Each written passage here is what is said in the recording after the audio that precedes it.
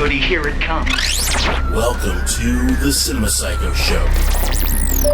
You are interested in the unknown, the mysterious, the unexplainable. That is why you are here.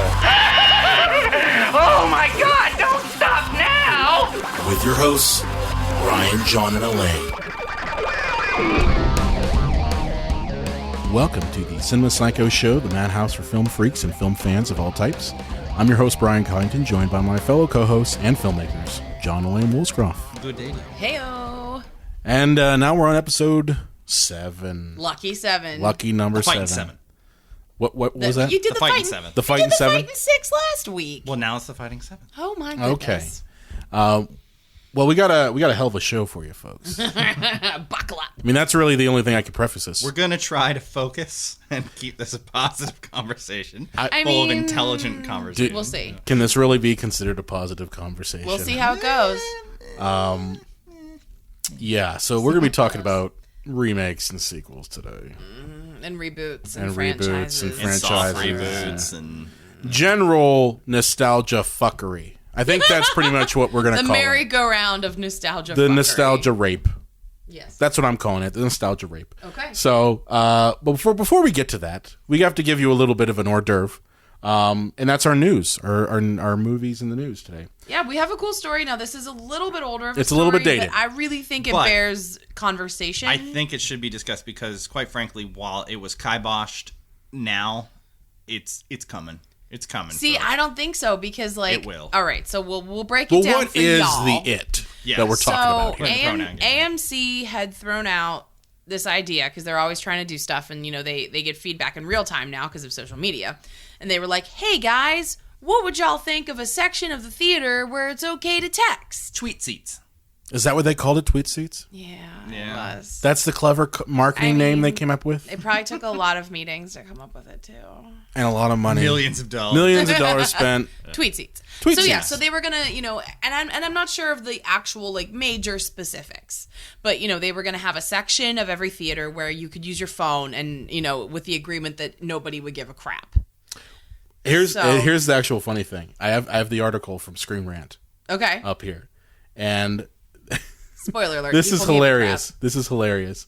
Okay, this is from the head of AMC, Yeah. Adam Aron, right? who offered the following justification for the shift in policy. And this is, quote, "When you tell a 22-year-old to turn off the phone, don't ruin the movie. They hear, please cut off your left arm above the elbow. You can't tell a 22-year-old to turn off their cell phone. That's not how they live their life." Which I think is just so patronizing and dumb.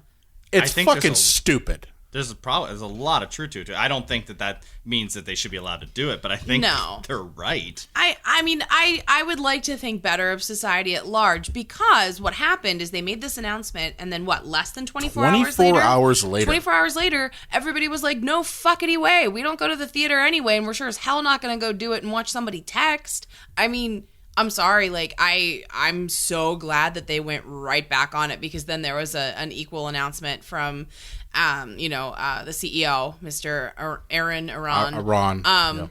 Yep. Adam Aron. Who had he'd said, like, okay, we got feedback from you guys, and you guys are very clear on your feelings about this. Apparently, he realized that y'all don't want 22-year-olds will cut off their arms. Yeah, y'all don't to want watch a it, movie. so that's cool. I mean, I thought it was cool that they immediately and swiftly went back on it to, like, go with the public opinion of what people were feeling.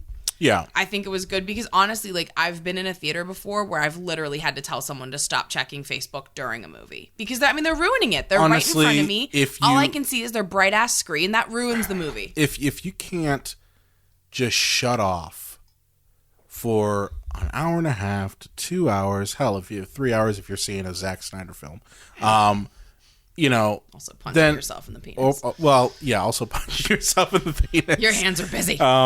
If you can't do that, don't go to the fucking theater. If you can't do that in general, go see a fucking therapist. Like, you have Yeah. more problems than a movie. There are videos online that have a guy like just sitting in a room and there's no cuts, and he challenges you to sit through the whole video, and then he'll be quiet for 30 seconds and he'll ask, was that the most painful thing you've ever gone through?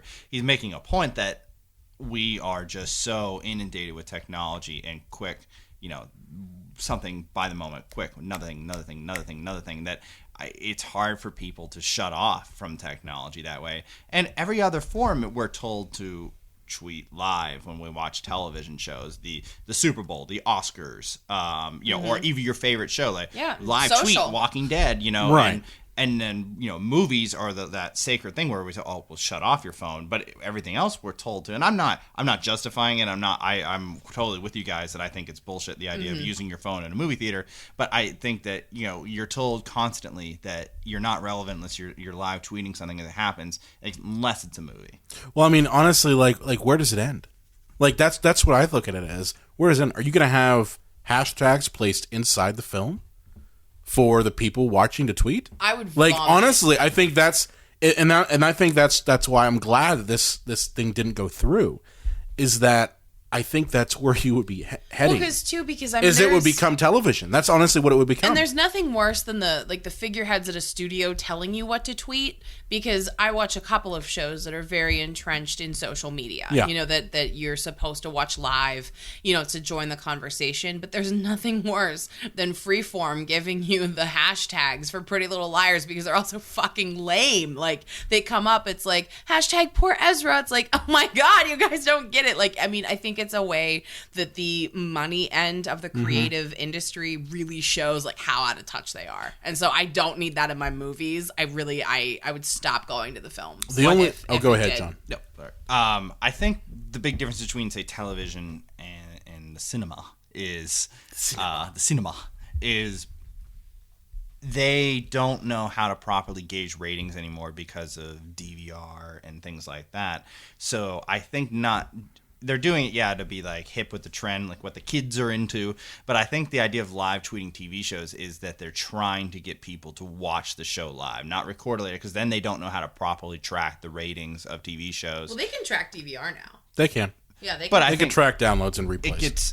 I think it's easier to say to marketer or companies that are paying for commercial ads. Yeah. It's like, look how many people are watching it live. That's what you're on. Yeah, Right. Tweet live, so that they can get as many people to watch it as it happens. That's the real reason. So that people have to sit through the commercials. Yeah, and the thing is with movies that it's, you go to a movie while it's out in theaters, there's no live, it's showtimes for weeks. There's like 14 commercials before Well, it I'm gonna be starts. honest with you. Like, the theater is the one place that, I mean, seriously, the 22-year-old isn't going to obviously get his movies through a theater as much as people our age would. I do think it's an older person thing. It is. It's but not insanely so. I mean, we're not older, insanely we're so. in our 30s, Right, but what I'm saying 30. is, I mean, like.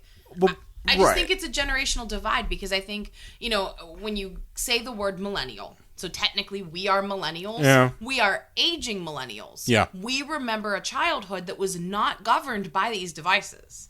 That makes a I remember big fucking VHS difference. tapes. I mean, yeah, but I'm just saying, like, having a phone in your hand, I'm not that far back. 24/7, that is not part of our experience. I didn't get a phone until I was in college.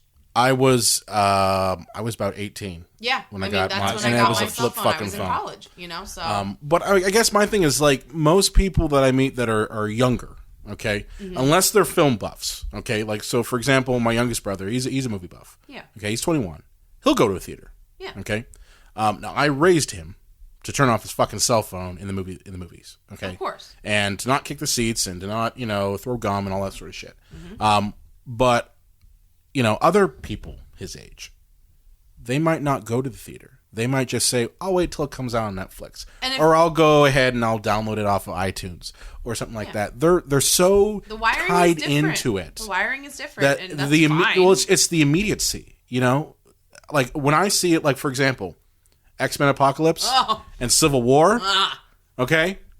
I want to experience those. It's experience. Yeah. It's not just consumption of the media. It's experiencing the story It's and so being good. enveloped That in feeling, the story. there's a word for that, right? When you're in the dark theater, like that feeling that Well, I comes think over there's- you. yeah. When you're like in that trance, Yeah. when you're in the movie. Well, I mean, that's Brian, awesome. I think you picked those two films for a reason. Those are the type of movies you want to see in the movie theater because you want to see the biggest screen with the most sound, and Not 3D though. I don't give two shits about that. You know, I mean, we saw, what did we see in 3D recently? Was it the Batman movie? Yeah. Yeah. Well, It only was because okay. because the non 3D one was sold out. Yeah, that's fine. Right. But I mean, it was all right. Like, I mean, I think they've done a lot with the technology, like the glasses Right. don't give me a Yeah. headache Well, if the anymore, movie is you shot know? with actual 3D cameras, then I'll go Like see a it. like an If it's- Avatar, I would Yeah. see that, or the Avatar sequel whenever the Sure. fuck those come out. They're making like I hope 70 not. of them. I hope It's fine. never. But the thing is, I when a hope never movie's too. just converted to 3D, it's just a scam to get you Yeah, to it's commit. awful. But I mean, So you can watch Ben Affleck be 2 inches closer to you during a conversation with Jeremy Irons. but what I'm saying, like, is, I would see any movie in the theater, not just something like Apocalypse Right. or Civil War. If I had unlimited funds, because I mean the That theater is is the thing. expensive nowadays. But I mean, Unless you I go would on see- $5 Mondays. Yeah, a $5 day is the best. It's the best. So I mean, I would see pretty much anything in the theater because I like that feeling. Because too, there's something very nice and peaceful about going into the theater, turning your phone off, and you don't have to talk to anybody for 2 hours. Like, it's kind of great. I'm kind of a fan. You look at films, and it used to be that there weren't any trailers when you would go see a film. Then there was one, and people were annoyed. And then there were multiple trailers. and Well, I don't people think were it's annoyed. necessarily the trailers. I think it's the commercials. There's, Well, like, no, blatant- I'm getting there. He's I'm getting getting there. Oh, you're getting there? It's Yeah, fast. and people were We'll annoyed. feed you, baby but bird. they eventually accepted it. They eventually accepted it. And then there were commercials before the trailers, and that annoyed people. But they eventually accepted it. And I think, unfortunately, folks, the day is And now you have coming featurettes. where Now you have those stupid fucking featurettes that we're going to give you behind the scenes of this new show that's coming out in the summer. Well, closer. that's not No, when the but- thing starts, though. That's like when you're waiting for the Yeah. show time to start. That's when But you're waiting for your commercials and trailers. But and then we accepted those to a degree. But the day is going to come where we're going to have to first accept that the balcony people are going to be tweeting, and then they are going to be tweeting next to us. And then we you are know what will going happen to then? There will accept be theater riots. I will take my popcorn and my drink, and I will stab them in the eye with my straw. it. Jujubes are good to Jujubes. throw at And too, I mean, like, we're married and I love you, but I think you're wrong. Because, I mean, 24 hours, the outcry was so intense that they were like, That's- nope, just kidding. that's I the mean, thing. I don't think anybody wants that. I really don't think And as anybody I wants said, that I as their think experience if that- it goes down that path, the end result is are films that, I'm going to say it, they're custom made for hashtags. Yeah. Can you imagine a day like that? No thanks. Where you've got Batman driving the Batmobile. Let's say that in the future, let's say 10, 20 years from now, you've got a Batman movie that comes out in which Batman's driving in the Batmobile, and you see in his display hashtag Batman Batmobile pop up. I want to die. And suddenly it becomes that's what it becomes. Is Yeah. every scene becomes a hashtag. Every scene becomes tweetable and retweetable. Mm-hmm. And it's just, I think it would kill film. Well, I just think there's enough like, it would kill it. There's enough people that don't want that in their theater that, like, it would just kill movie going altogether, which Well, I I know think- it's a struggling entity as it is. I don't know. I think there is enough cynicism that I think that could eventually arise. But speaking of cynicism, Oh, no, we're I talking have one more about- point. Oh, I have one more my point. transition. I have one more point. I have one more point. And then, Go. then One more then- point, then and I'm then you done. can throw in Then I'm done transition. because what I was just gonna say is, like, I appreciate your cynicism and you saying, like, oh well, eventually it's gonna come that way. But, like, look at books. I And don't want it ebooks. to. I want to make that very know, clear. I know you don't. Do not want to see that. You're just a cynical bastard, but I love you. But I mean, I'm just saying, like, and how everybody, when ebooks came out, they were like, well, this is the end of print books, blah blah blah. We knew a lot of people in grad school that were like that. Yeah, a lot of people are like, A lot of creative no, writing people no that were more. like, fuck ebooks. I'm going to go ahead and just stick to print. Yeah, and guess what? They had to shut down the whole Nook division of Barnes & Noble. They're shutting down that whole store. But guess what? Barnes & Noble stores are still fine. So, like, print books are still around. I don't think that necessarily as we move forward that the old technology and the old ways of doing things is going to become obsolete. I just Newspapers don't. and magazines are dying. Post offices are dying. CD sales. There's nobody buys CDs anymore. But music isn't dying. Nobody buys these things. I mean, but just because the format of something changes doesn't mean everything is Right. is going downhill. I mean, I think that the numbers on the post office have kind of come up a little bit now. they were pretty bad for a while. But two, I mean, what was the other stuff you mentioned? CDs. Newspapers. Magazines. Newspapers are all right. I mean, some magazines have had to shutter their doors, but there's a lot of magazines out there still in print, and I would rather get them in print. I think it just becomes a matter of certain media can make the jump to digital and can make the jump to be more relevant. I think newspapers ultimately will be completely all digital. Just because that's the way we consume our media. Not necessarily a bad I don't think thing. it's a bad thing. I think Save it's a the great trees, thing. Bitches. I think it's a great thing. I think it definitely saves the trees. It also, Some trees are assholes. well, it also, in my opinion, think about local news that does investigative journalism, because obviously mainstream medium doesn't fucking do it anymore. It's all pundits and heads and things like that. But you actually get, investigative journalism now done by these local newspapers. If those become completely online, that means that anyone can view them, and consume. So I don't necessarily think it's that going digital and going to where the technology end is a bad thing. No. I just think that certain forms of art, for example, need to be rooted. You would never see a digital version of, say, a theatrical play or a musical. You would never see a digital version of, say, a painting. You do see digital art. That's a different thing. But are people still painting with oil, painting with acrylics, using canvas? Of course they are, because we've decided as a society that those forms of art do not have to make the jump to it. That we still need to enjoy them in their original setting. And I think that film, especially seeing it in a theater, needs to maintain that. It's the same thing. I agree with you. Not everything has to make the jump. Right. Well, speaking of pundits, did you see Sam Jackson in the RoboCop remake? Oh, wow. That wasn't good. What was your other one? Yeah, what was your other one? Hey, What was your other you one? killed it. You killed it. Tell me now. I was trying to do something on cynicism and how all these remakes are completely cynical attempts to cash in on nostalgia. Okay. That was better. That's a better one. I'm sorry I ruined it. It's a better one. I had to do something. I had to think on the fly. Yeah. We're talking about remakes today. Yeah, remakes, reboots, sequels, soft remakes, which is what the new Franchises. Star Wars film was. We already had an episode on Star Wars, okay? We don't need to talk about that. You're outnumbered on that one. By the way, are you so excited for Rogue One? Fuck yeah, I am. So excited. Oh my God. Okay. See, this is where they get you. They have me by the balls. Every December until people finally get tired. You started buying the L'Oreal makeup that they have at Star Wars, didn't you? No, L'Oreal animal test, so I can't buy them. Okay, fair enough. I can't buy them. But those pigs and monkeys are beautiful.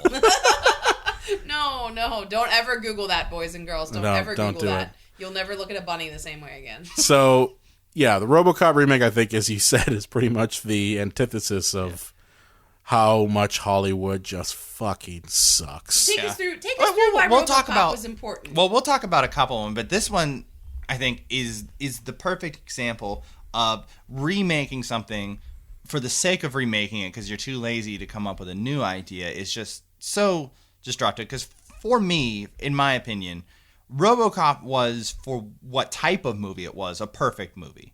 Yeah. It hit every single note that it was, and this is okay. I know a lot of people don't like this idea, but it was the perfect movie for its time, for its era. And That's I know, important. it's dated. So fucking what? That's okay. That's okay. Since when did dated have to be a bad thing? Yeah, and I mean, just to be a reflection Some of the its greatest time, films of all that can be time are important. dated. Back to the Future is dated. Psycho is dated. But you know what? These movies are great. Who cares Godfather, if super they're dated? dated. Godfather's super dated. Well, Godfather has a little bit of time since because it wasn't about the era in which it was made in. But it was cynical. It was satirical, but it was also a great action movie. Yeah. It was perfectly paced, perfectly told story.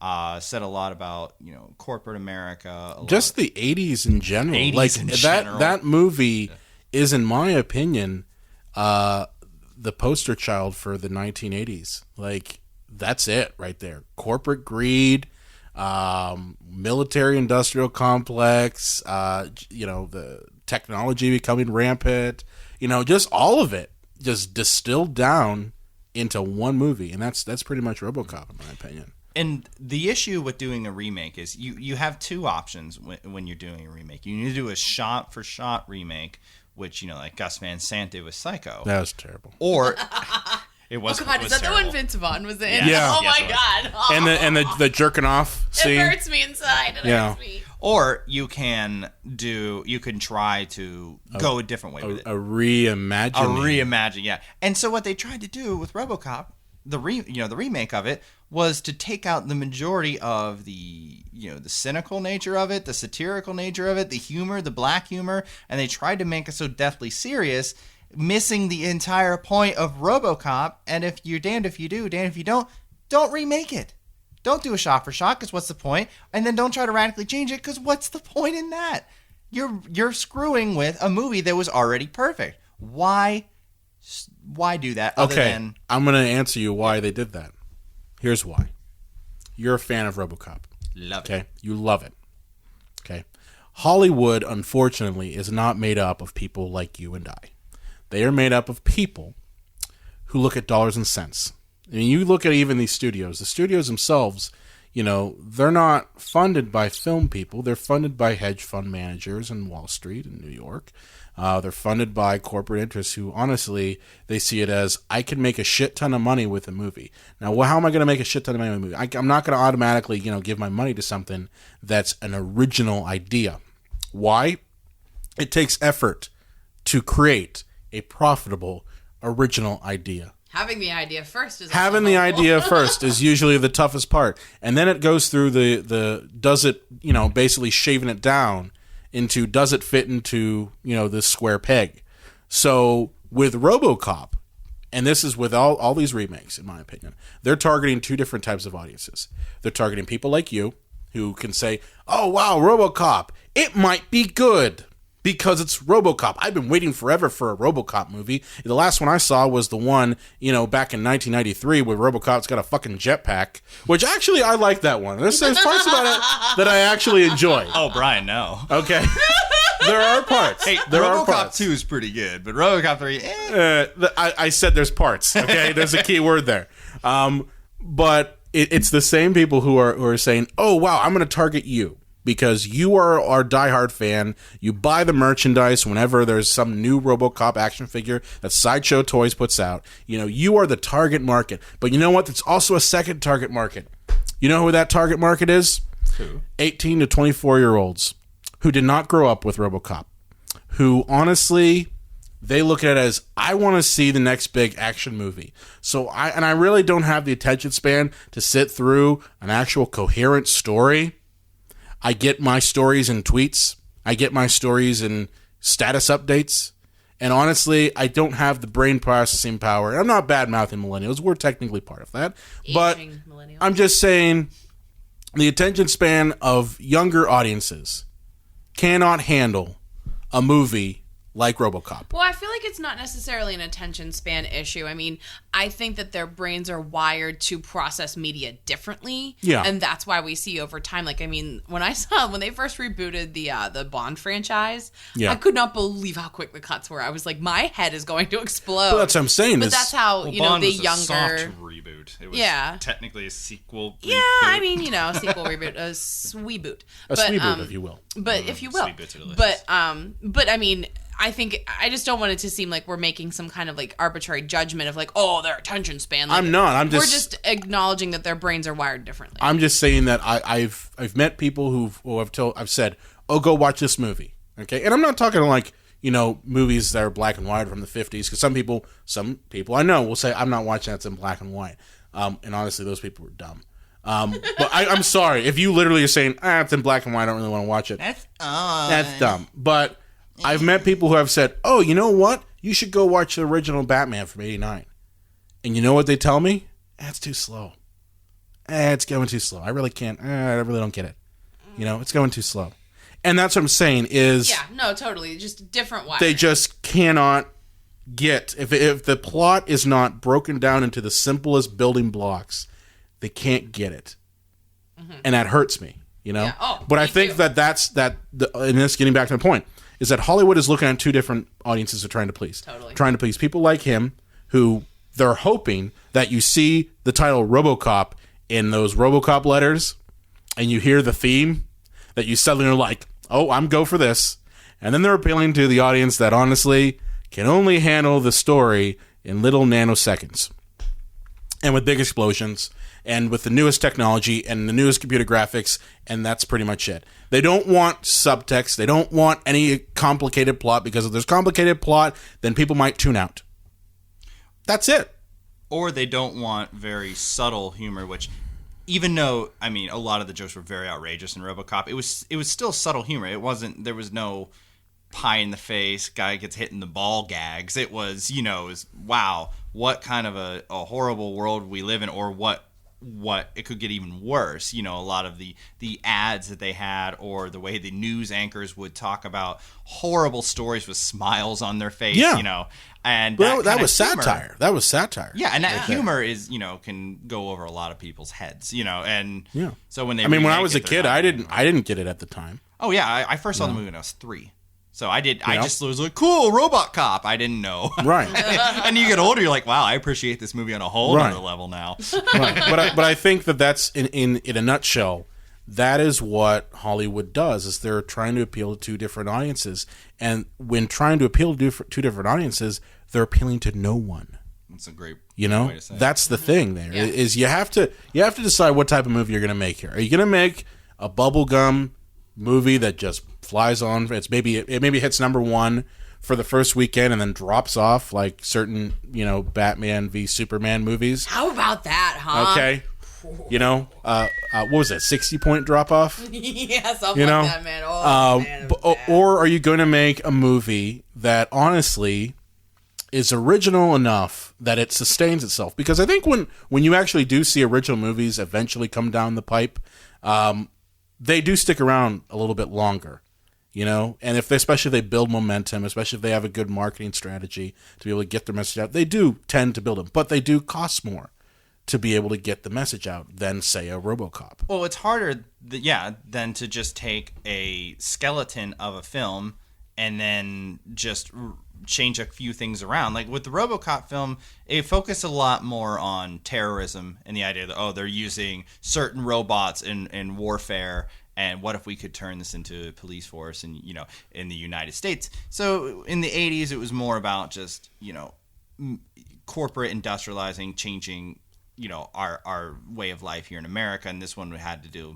a little more with warfare and terrorism and things of that nature. And as I mentioned, Sam Jackson, in terms of being the Fox News, like, he was the Bill O'Reilly. Yeah, and I mean that was their attempt, I think, at trying to bring the humor of the first I think one though that they could have gone the route, and it would have been interesting to see them go the route of actually telling a serious RoboCop movie, which it is dealing with terrorism. You know, we have to deal with the news with drone strikes and things like that on a daily basis, and it becomes a matter of, you know, is our technology keeping us safer, or is it making us more vulnerable? You know. And if they did a real RoboCop movie where that was the key thing there, and like I think with that movie in particular, they tried to go ahead and do a couple different things. That was one strain of it. The other was the whole, when does man and machine kind of separate, and if you lose, you know, most of your body, are you really a man or are you not? I mean, things that you didn't need to go that route. First of all, RoboCop the original already did that. You know, that's its bread and butter, is man and machine. You know, and that idea of where does man stop, where does machine begin? And this one, they tried to do the same sort of thing, you know. Where are we people and when are we products? Yes, exactly. But it would have been interesting to see them really push that terrorism thing and really like pull on that strain a bit more. And, you know, but they didn't. Well, that would be subtext. That would be complex. That raises the most obvious question, though. If you take RoboCop and you take out all of the humor and satire in it, why not just make a new film that's not RoboCop? Exactly. Well, they're keying on the brand. Yeah, it's a brand. But people don't like it when you stray too far away from the original source material. The only time it actually worked, and it's because Batman was essentially dead when they did it, was the 1960s Batman show. It's one of the few iterations of Batman that is goofy and it's cornball and it's supposed to be, you know, outrageous. And it was very much for the 60s, but that's because essentially Batman was dead in terms of popularity, and that show brought it back and allowed. I hate that show. Yeah, that allowed but it got Batman back in the mainstream and allowed, for Right. Frank Miller and everything. But, usually, that, like I was saying, that's the exception. You stray too far away from what people know and they like about something, and they get angry. They get upset. Yeah. This is a marketing thing, but when New Coke came out, people that didn't even drink Coca-Cola were pissed.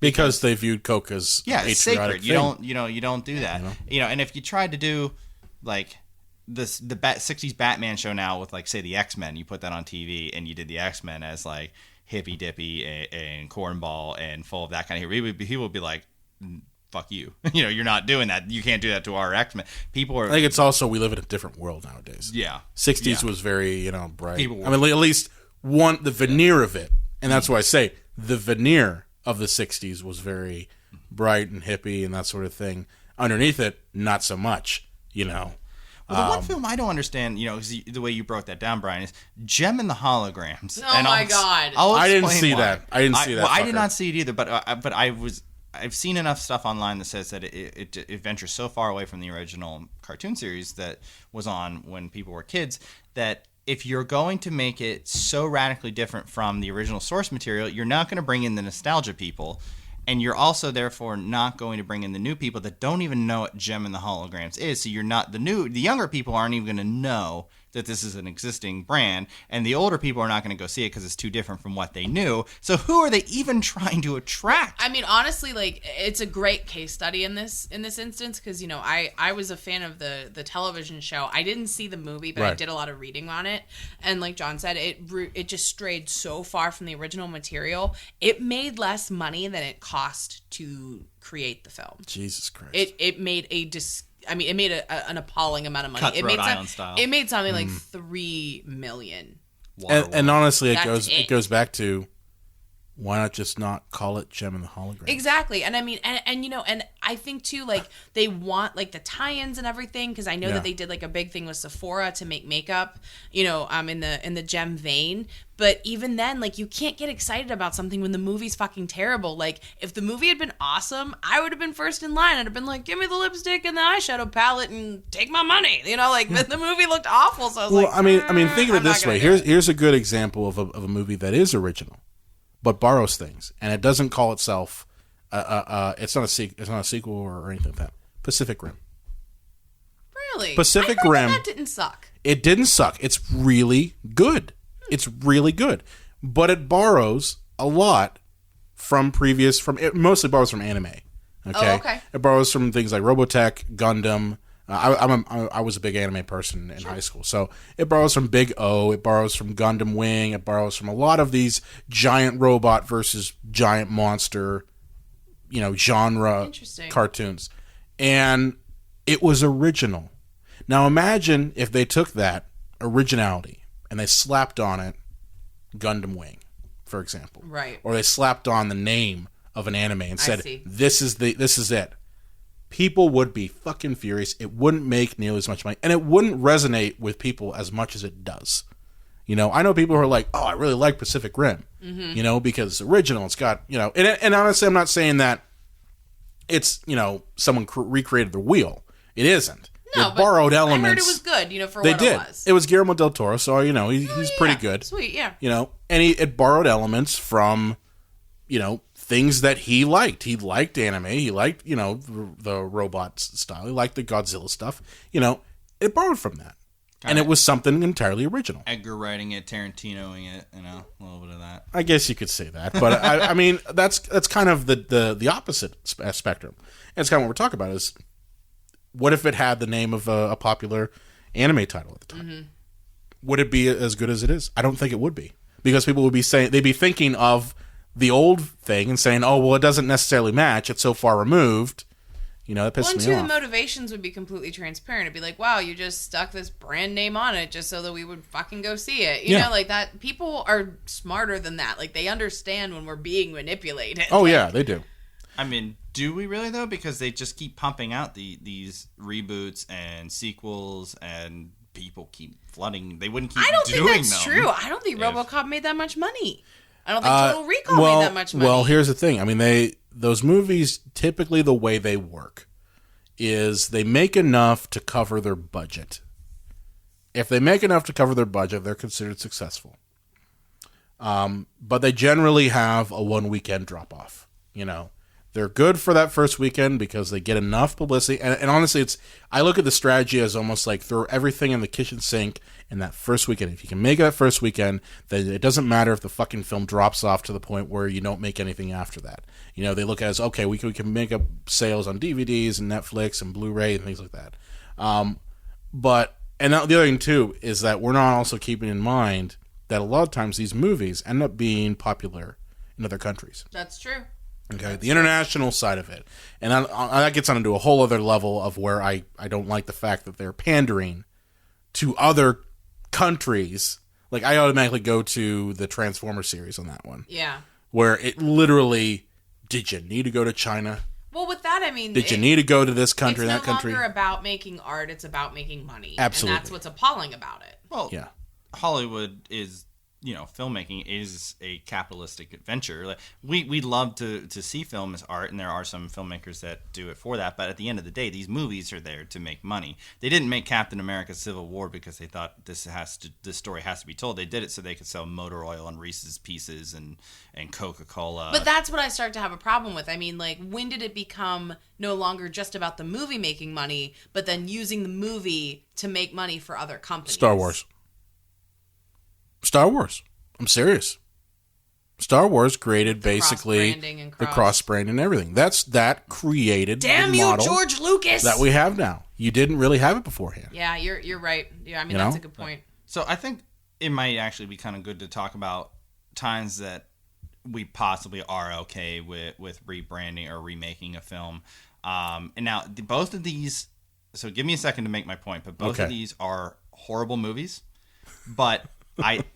I think that they were an interesting way to reimagine a film was Charlie and the Chocolate Factory and Total Recall. The reason I'm saying these, I'm not saying these are good films, but they are films that were actually attempting to be closer to the original source material they were based upon. Yeah. And that is something that is an interesting way to reapproach a film. Like, okay, did it stray a lot from the original source material? What if we made something that was a little more honest to the source material?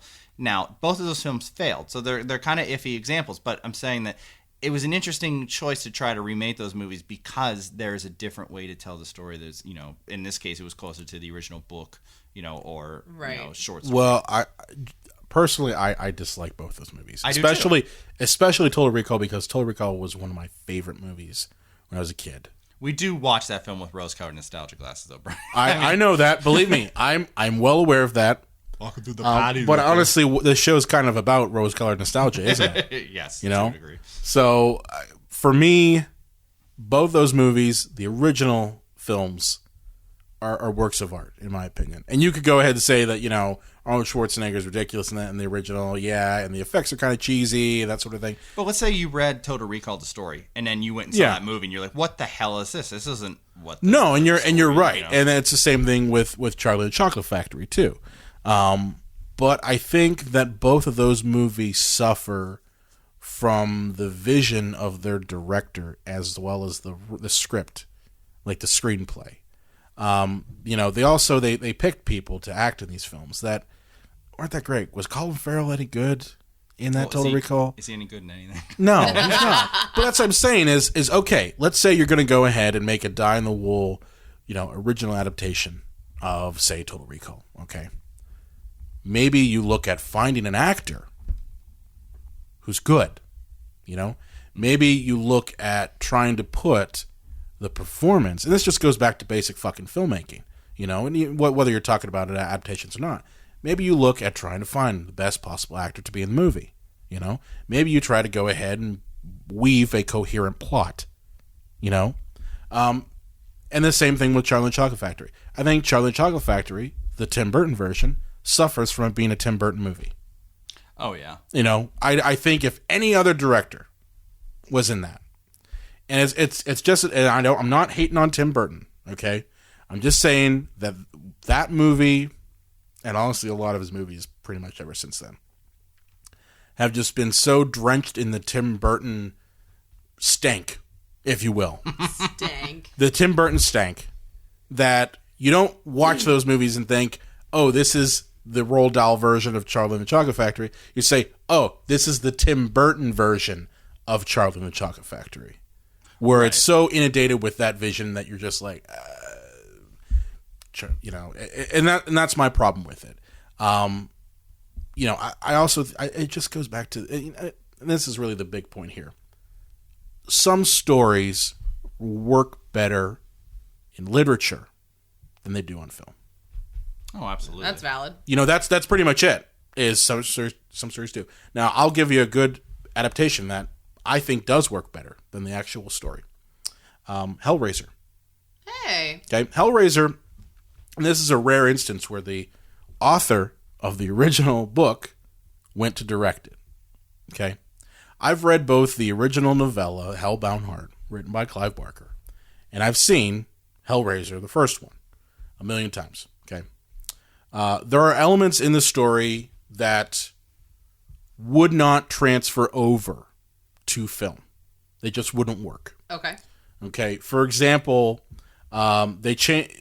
Clive saw it fit to change the role of Kirsty in the film. In the film, Kirsty becomes the daughter of Larry and the stepdaughter of what the fuck's her name? Julia. Yeah, okay. Okay. In the book, Kirsty is a friend of Frank. And not Franco, but of Larry. Okay.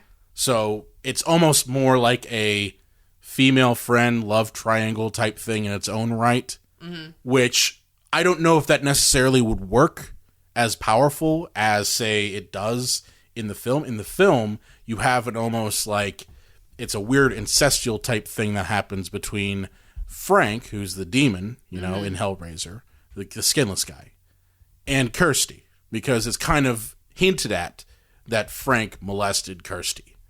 If that was now a friend, if Kirsty was just the friend, if we did a dyed-in-the-wool adaptation from the book, I don't necessarily would be as much of an ick factor, you know, as much disturbing. So I think there are instances where changing the source material benefits the film because you're dealing with two different mediums, you know, and I think it's the same thing, and that's part of the reason why Total Recall, the original, and Charlie and the Chocolate Factory work well. It's because they took the best elements from the story and said, you know what, this works fine for literature, but it doesn't necessarily play well on a movie screen. And they put it to where they moved it to where it was going to work. You know. Are you guys okay with them remaking films that were failures? Like what? Remaking Waterworld or Cutthroat Island? Is that what you're pretty much saying? Or, you know, if they were, say, based on, you know, I mean, I guess it other would just material, depend on the you know. movie itself. I mean, is the new one a success? Well, I guess that would be up to the film audience Yeah. that would go see it. But I think the reason I ask it is we keep bringing up films that we think are great, and then they remake them, and we say, why? Why would you do that? The film was great. You know, I'll tell you one remake I actually do like. Okay. And you'll probably scream at me over this one. I like the remake to Dawn of the Dead. Oh. I did. I mean, I could see that. You know I why I didn't, liked it? but- it wasn't a horrible film, but I did see it as sacrilege to remake Romero's work, especially by that music video director Zack Snyder. Well, okay. You're right. Michael Bay's little buddy. Michael Bay's. No, I think Michael Bay's worse than Zack Snyder. Well, I mean, Zack Snyder kind of got his Okay. start because Michael Bay pretty smooched much Michael just Bay's buttocks. Yes, but I'm just saying, like, Yeah. Michael Bay. There hasn't been Zack Snyder's a the thinking man, franchise. Michael Bay. Yes, Michael Bay. There hasn't been a franchise that he hasn't wanted to rape. Okay, there hasn't been one. It's really bad. It's really bad. Okay, Hey, Raphael, Leonardo, see that pinball machine over there? Tubular. well, I'm waiting for him to get his hands on like Fraggle Rock, or you know, Eureka's Castle, and just. Hey, it's coming. It's coming. You know, but for me, Dawn of the Dead, that remake, I thought injected a lot of modern take on zombies, you know, whether you like it or not. You know, the original Dawn of the 28 Dead. days later. Yeah, well, it did. But I mean, it also kept them as zombies. It didn't keep them as infected. Like, I fucking Right. hate the 28 days later infected zombies. They're like, well, we're not going to call them zombies, but they're just infected. I kind of like that, actually. I mean, I don't want to get off on a tangent here because I want you to be able to make a point. But they weren't your typical zombies. They were a different take on it. Like, what if these people, were just infected with this rage, monkey rage virus? Like, so don't call them zombies. Call them something else because these guys run. They could plow through doors and windows and things like that. So I actually did appreciate they didn't try to just call those zombies. But sorry. But my point is that with Dawn of the Dead, both versions, what's the central plot of it? It's not just the zombies. The zombies are a catalyst. Okay, it's human drama.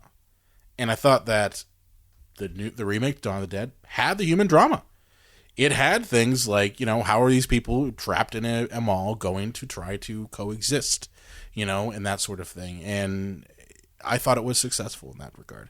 Now, are there things in that I'm thinking like, did you really need to have that in there? Yeah, of course there are. I thought some of the action scenes were a little goofy. I thought the pregnant zombie thing was strange. Like, they went for it. They went for it. I mean, I'll give them props for going down that path, but I mean, you didn't need to have that in there. I like the idea of having the gun store guy across the street communicating with Ving Rhames' character and the friendship that developed back and forth, and then those are things that I liked about it. It's human drama, and that's honestly what Dawn of the Dead's about. Now, it does follow, and here's the other reason too. It does get it right with the ratio. And I've talked a lot about that list in private. I don't know if I've ever mentioned it on the show before, but I believe that there is a ratio that a successful zombie movie should have. And it generally comes down to about 50% human drama to 50% zombies. Okay? It's a balance. Romero's films get it. They do. You watch any Romero movie, especially if you watch an Island of the Dead, where there wasn't a whole lot of gore and everything, that sort of thing, but there was zombies. You did have memorable zombies that you're like, I get this. Original Dawn of the Dead, same deal. Even Day of the Dead. Land of the Dead, I'm not going to talk about those. Diary, we don't need to talk about those. But I contrast those and the remake to Dawn of the Dead with, say, Walking Dead, where you've got, like, some episodes where it drags, or where there's like maybe an 80-20 split. Now, see, you're talking to two people who like the 80-20 split. I know you guys do. I do feel, Brian, there is a lot of filler on The Walking Dead. I mean, the show is certainly, just because we like it doesn't mean that it's flawless. It has its issues. I agree. But that's for any, that's even for superhero movies. You have to find a balance between Batman and the Cowl and Bruce Wayne and right. or Superman and Clark Kent. It's the same thing as I just think you need to hit a 50-50 mark. Yeah. 50% zombies, 50% human drama. Well, the problem I would have with that is that Dawn of the Dead was very much about the era in which that film was around and the commenting on the shallow consumerism of the 1970s that followed the failures of the 1960s. And if that movie is about the 70s, why remake it if it's about a very specific time? Well, I think that enough time had passed, and that's another thing that I would say a successful remake has to have. Mm-hmm. I don't like the whole Spider-Man reboot every fucking 5 years now that we're doing. I'm so over it. Oh my god. I mean, I'll give Marvel a chance since it's their home base to see what they give us with Civil War, and the other Spider-Man movie they're going to do. But I mean, I think that enough time has to pass for a remake to be successful. And let's keep in mind here, remakes have existed for as long as filmmaking has been around. Okay, you look at movies like The Omega Man, which was a remake of Last Man on Earth with Vincent Price. Okay, there have been I think there are at least 3 or 4 different Omega Mans or Last Man on Earth. There was one with Will Smith. That was a remake. I Am Legend. Yeah. Okay, that's the original the source of the material. Body Snatchers. There's at least 3, possibly 4 versions. So my favorite's the one with Jeff Goldblum, and that's not even the original. Well, okay, The Thing. The Thing from Another World. Yeah, The Thing. Yeah, is the remake is, in my opinion, better than the original. Yes, and I actually, I saw the John Carpenter version way before I saw the original, and perhaps that painted my view of it. But no, I think the remake is much better than the original. I'm totally behind you on that. Yeah. But I think one of the key things to keep in mind is that there has to be a large amount of time. Like when the thing came out, there was 30 years or so between. Came out in 80 something.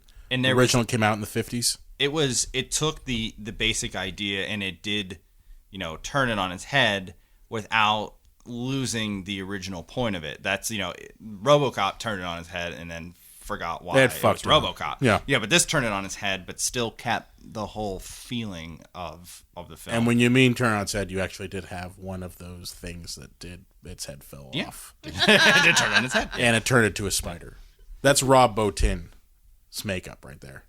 But yeah, I think just successful remakes have to have time. For they have fresh to have time, audiences. and I think there just has to be some thought put into them. Well, there has to be a genuine reason that you want to remake the film, and not just because, well, this is a property we own, and people will know the name, and idiots will flood in to see it. Yeah. Yeah. Let's remake Yogi Bear because we own it. It's like nobody liked that when it was a cartoon back in the day, And pretty much, if you're a horror fan, stay the fuck away from any remakes. Let's see. How many can we name? Nightmare on Elm Street, Halloween, pretty much Friday anything the made by 13th, Platinum Prom Dudes. Night, Yeah. The Fog. They remade them all. They remade them all. And that's one of the reasons why I don't like Rob Zombie as a filmmaker is because he went ahead and did Halloween. The first one was bad, but the second one actually made me cry. It was so bad. Well, what's funny? It had Weird Al Yankovic Here's the funny. in it. Here's the funny thing regarding that.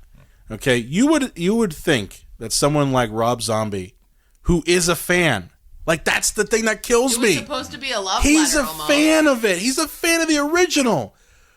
That he fucks it up so bad and adds that what I call white trash aesthetic. That's it. Well, this is going to be a long conversation later. We're going to have an episode, I'm telling you, about Rob Zombie movies and why I think he should just stick to fucking music and not touch movies ever again. Is that one of the things he does with every goddamn movie, and it pisses me the fuck off, is every movie has to have the white trash aesthetic. You think about it. Every Rob Zombie movie has someone in a trailer park. Somebody. Yes. Think about it. Yes. Every one of it. Absolutely. Plus, it also has to have a scantily clad or nude Sherry Moon zombie. Yeah. It's true. It's true. It's I true. don't understand how, if you're famous, you just get to direct movies. Like, I'm Drew Barrymore. I'm going to direct movies now. Why? Because you're an actor? The same thing. Have the right Well, they connections, say that actors do make the best directors sometimes. Warren Beatty, was a pretty good, Robert Redford. But it just seems odd that if you're famous in another thing, you just get to jump into directing. Well, you know all the same people. Yeah. You know all the right people. That's true. You know all the right people. And then it becomes a matter of, hey, want to go be in my movie? We're buddies. It's true. And there is a difference between a standalone thing like a RoboCop but there are other things like, Batman or Superman. Like, these things are existing franchises that have been Those around are for time years eternal, and years. though. Yeah, that's what I'm saying. Those are our myths. I don't necessarily have a problem with, rebooting those because that's just, it's time for a different take on Batman, just the way there was different takes in the comic books for years and years and years. I'm a fan of the Burton version. I'm a fan of the Nolan version, and hopefully when they get it out of Zack Snyder's hands, I'll be a fan of the newer, Well, you could be a fan of the Ben Affleck version. He's directing the next one. No. Yeah, really? yeah, he is. Batflex directed himself. Batfleck. Oh. Yeah. So those are a little different. He might be his Batman might be the first one that actually shit Squano. So many conversations I to have would to like look that forward movie. to. He hangs upside down and shits Squano. I'm like a bat, but I'm a man. Kind of depressed now, you guys. Well, go ahead, finish your note, man. But Dracula and Frankenstein, those are great examples too that Yeah. are always going to be remade, always reimagined. They just had Victor Frankenstein, which I didn't see. I saw it. It's terrible. It seemed terrible. Apparently, Victor do like Max here's Landis, the but- here's the thing. Victor Frankenstein apparently is not allowed to say his name in the movie. I'm not joking. Oh, yeah. Like in the whole fucking movie, I read he never something says his about name. that. It's always, my name is title credit. I'm not kidding. That's it. Even at the end, He's like, your friend, title credit. That's so bad. It's literally like, are you fucking kidding me? No one's allowed to say Victor Frankenstein like that. That's he's not allowed to say his own name. That's really they're upsetting. going to save a lot of money on That and they quite literally had the most shitty After Effects credit sequence I've ever seen. Like, it was a lot of, we're going to have a transition here of a milk drop, and it's going to go to, Harry Potter running through the woods or some shit like that. I mean, Brian, that bothers you and I, that's Elaine, yeah. but that doesn't bother Joe Schmo filmgoer.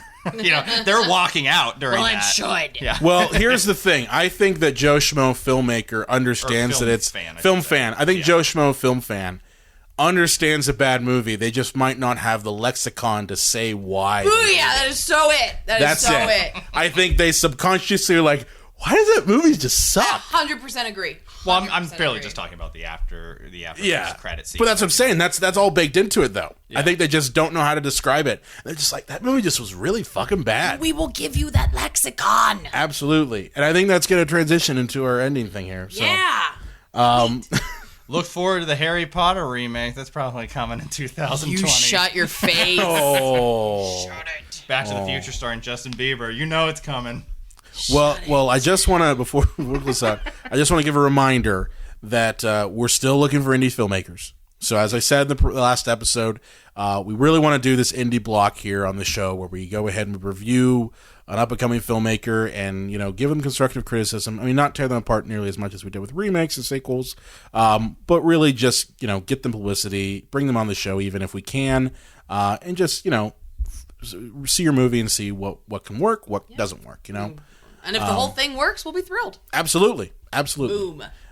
So please be sure to contact us on our Facebook, Twitter, Psycho Show, to go ahead and find out more info about that. I think I'm gonna put something up on our website about that too. Cool. Sounds good. We're ready. It's free publicity. It's kids. free publicity, Don't lose kids. out on it. Absolutely. So again, be sure to like and subscribe to us and review. Review and rate. Yes, please review rate. us. Review and rate. We want to get on new and noteworthy. I think it's like 8 weeks that you have to get on there, Okay. or you become like, I don't know, ostracized amongst the iTunes community. Fuck if I know. And remember, you're a special snowflake.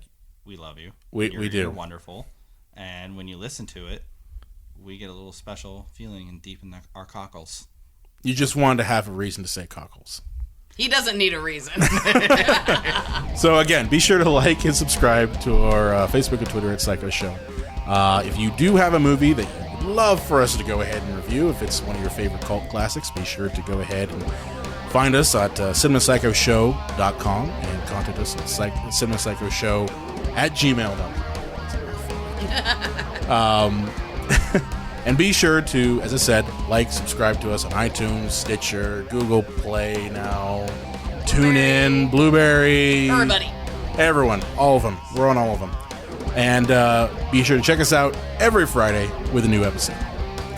And that'll be it. Have a great rest of your Friday, I guess. Until we meet again.